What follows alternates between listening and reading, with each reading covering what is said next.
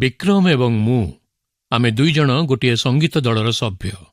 ବିକ୍ରମର ଶାନ୍ତ ଆଉ ନମ୍ର ସ୍ୱଭାବ, ଗଭୀର ଆତ୍ମିକ ଜୀବନ ଏବଂ ସଙ୍ଗୀତ ପ୍ରତି ତାର ପ୍ରେମ ମୋତେ ଖୁବ୍ ପ୍ରଭାବିତ କରିଥିଲା। ପ୍ରାୟ 2 ବର୍ଷ ତଳେ ସ୍ୱାସ୍ଥ୍ୟଗତ ସମସ୍ୟା ହେତୁ ବିକ୍ରମକୁ ଡାକ୍ତରଖାନାରେ ରହି ଚିକିତ୍ସିତ ହେବାକୁ ପଡ଼ିଥିଲା। ଅନେକ ଦୁଃଖ ଯନ୍ତ୍ରଣା ତା ଉପର ଦେଇ ବହିଗଲା, କିନ୍ତୁ ସେ ସୁସ୍ଥତା ଲାଭ କରି ଆଉ ଥରେ ସଙ୍ଗୀତ ଦଳରେ ଯୋଗ ଦେଇଥିଲା। କିନ୍ତୁ କିଛିଦିନ ପରେ ବିକ୍ରମର ଶରୀର ପୁନର୍ବାର ଅସୁସ୍ଥ ହେଲା।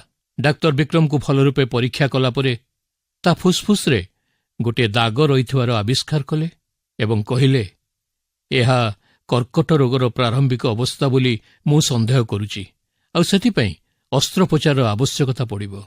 ଏହି ଖବର ଶୁଣିବାର କିଛିଦିନ ପରେ ବିକ୍ରମ ଫେରିଆସି ସଙ୍ଗୀତ ଦଳର ଅଭ୍ୟାସ ଶ୍ରେଣୀରେ ଯୋଗଦେଲା। ଆଉ ଥରେ ଆମେ ଖୁବ୍ ସୁନ୍ଦର ଗୋଟିଏ ଇଂରାଜୀ ଗୀତ ଅଭ୍ୟାସ କରୁଥିଲୁ। ଗାଇବା ଆରମ୍ଭ କରିବା ମାତ୍ରେ ମୁଁ ଦେଖିଲି ଯେ କଣ୍ଠରୋଧ ହେତୁ ବିକ୍ରମ ଗୀତ ଗାଇପାରୁନି। ସେ ମୋ କାନରେ ଫୁସ୍ଫୁସ୍ କରି ଏହି କଥା କହିଲା, ଶୁଣ, ମୋ ଫୁସ୍ଫୁସ୍ରେ ଯେଉଁ କର୍କଟ ରୋଗ ଦେଖାଦେଇଛି, ତାହା ସହିତ ମୁଁ ମୋର ସର୍ବସ୍ୱକୁ ସମର୍ପଣ କରିସାରିଛି। ବିକ୍ରମ, ଈଶ୍ୱରଙ୍କ ବାକ୍ୟରେ ଲିଖିତ ଏହି ସତ୍ୟ ଭଲ ଭାବରେ ସେ ଶିକ୍ଷା କରିଥିଲା ଯେ ଆମର ସମସ୍ତ ସମୟ ଈଶ୍ୱରଙ୍କର ହସ୍ତଗତ।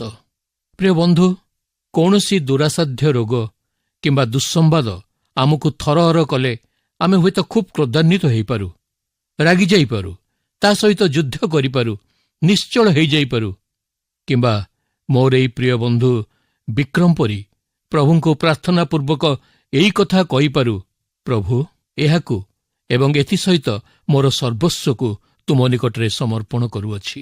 ମୋର ପ୍ରିୟ ବନ୍ଧୁମାନେ, ମନେ ରଖନ୍ତୁ, ଈଶ୍ୱରଙ୍କର ବାକ୍ୟ କହେ, ମୋର ସମୟ ସବୁ ତୁମର ହସ୍ତଗତ।